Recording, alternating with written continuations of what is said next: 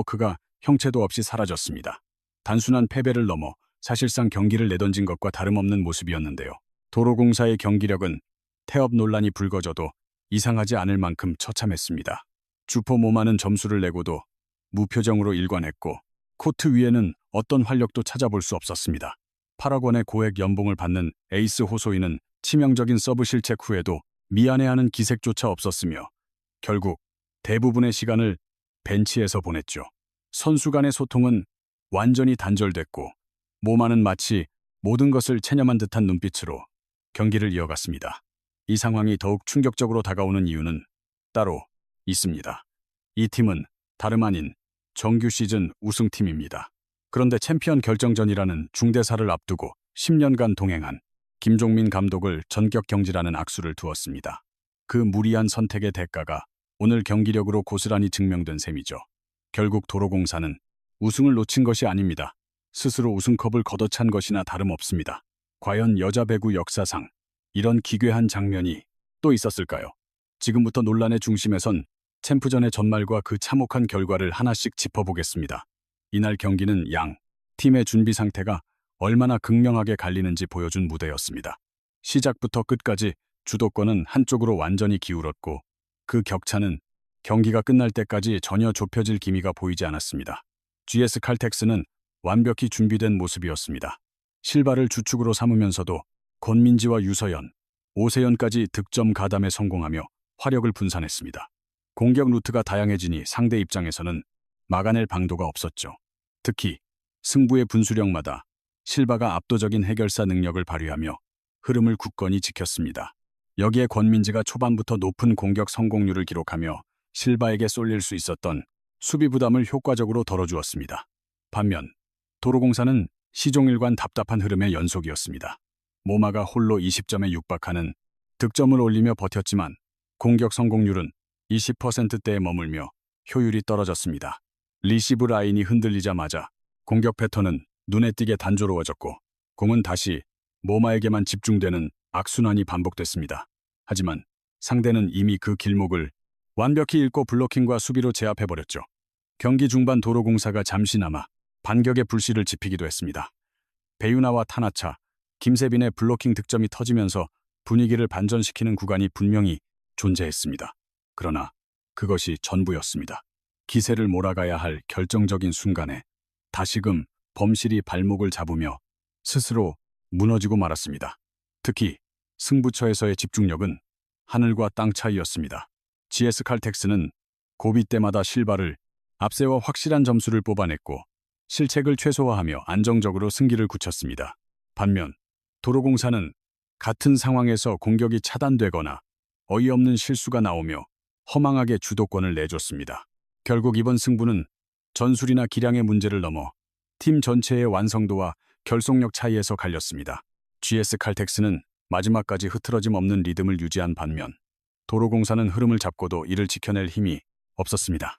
스코어 차이보다 경기 내용에서 오는 허무함이 훨씬 컸던 결과였습니다. 그리고 이 경기에서 진정으로 충격적인 대목은 따로 있습니다. 단순히 졌다는 사실보다 팀으로서의 기능이 마비된 듯한 비정상적인 모습이었습니다. 도로공사의 코트 위 공기는 이미 죽어 있었습니다. 모마가 득점 후에도 전혀 기뻐하지 않는 장면은 상징적이었습니다. 외국인 에이스가 감정 표현조차 잃었다는 건 팀 분위기가 이미 파탄에 이르렀음을 뜻하죠. 실제로 경기 내내 선수들의 표정은 굳어 있었고 어느 시점부터는 체념한 기색이 역력했습니다. 문제는 모마 개인에게 그치지 않았습니다. 동료들 사이의 소통 또한 완전히 끊겨 보였는데요. 수비가 뚫려도 서로 격려하지 않았고 실수가 나와도 분위기를 다잡으려는 노력이 전무했습니다. 하나의 팀이라기보다 모래알 같은 개인들의 집합체에 가까웠죠. 여기에 중심을 잡아야 할 주축 선수의 태도 또한 아쉬움을 남겼습니다. 서브미스 이후 무덤덤한 반응은 물론 결국 경기 대부분을 벤치에서 지켜보는 선택까지 이어졌습니다.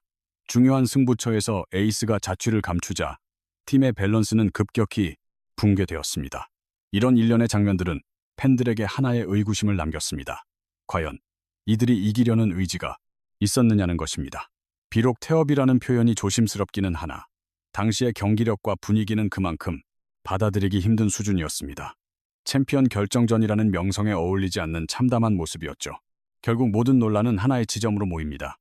우승을 목전에 두고 내려진 그 비상식적인 결정, 정규 시즌 1위를 만든 사령탑을 내친 결과가 바로 정규리그 우승을 이끈 수장을 가장 결정적인 무대를 앞두고 내보냈습니다. 시즌이 모두 마무리된 시점도 아닌 챔피언 결정전을 코앞에 둔 시기였죠. 단순한 계약 만료라고 치부하기엔 앞뒤 맥락이 도무지 상식적이지 않았습니다. 그 여파로 팀의 색깔은 확연히 변질되었습니다. 특히 김영 감독 대행이 지휘봉을 잡은 이후부터는 코트 위에서 보여주는 에너지가 예전 같지 않았는데요.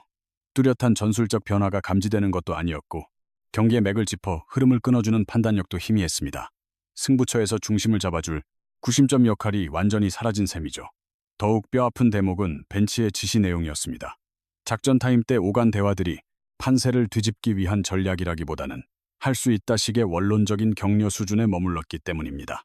분위기를 다독이는 것도 필요하나 챔프전이라는 큰 무대에서는 그 이상의 해법이 요구됩니다. 적의 기세를 꺾고 맹점을 파고들어 타겟책을 제시해야 하는데 그런 장면은 전무했죠. 결국 지도부가 갈피를 못 잡으니 선수단 역시 걷잡을 수 없이 흔들렸습니다.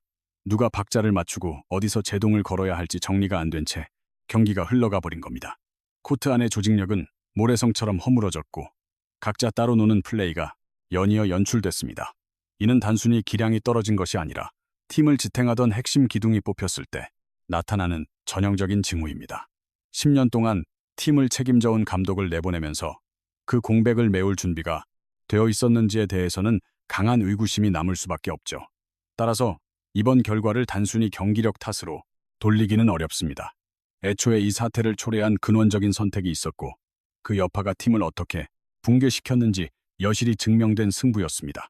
결과적으로 도로공사는 상대에게 진 것이 아니라 스스로 균형을 깨트린 상태로 코트에 들어선 셈이었습니다. 여기서 한 가지 확실히 짚고 넘어갈 사실이 있습니다. 이건 단순한 부진이 아닙니다. 오히려 역설적으로 가장 찬란해야 할 시즌을 자진해서 망쳐버린 오명에 가깝죠.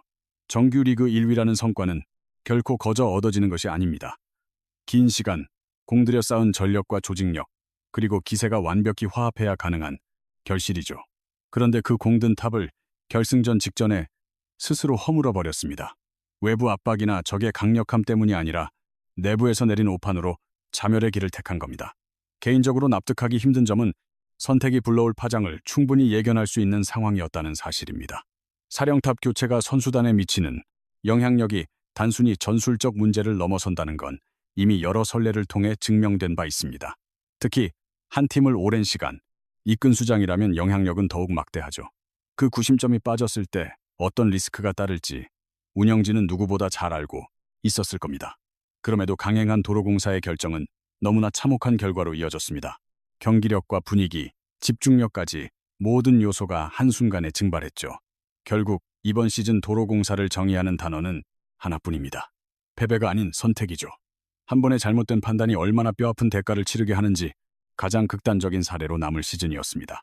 과연 이 결정은 누구를 위한 것이었을까요? 진정팀을 위한 판단이었는지 아니면 다른 의도가 있었던 것인지는 모르겠으나 적어도 결과만 놓고 보면 그 누구에게도 득이 되지 않는 악수였습니다. 오늘 분석은 여기까지입니다. 내용이 흥미로우셨다면 구독과 좋아요, 알림 설정 부탁드립니다. 오늘도 끝까지 시청해 주셔서 고맙습니다.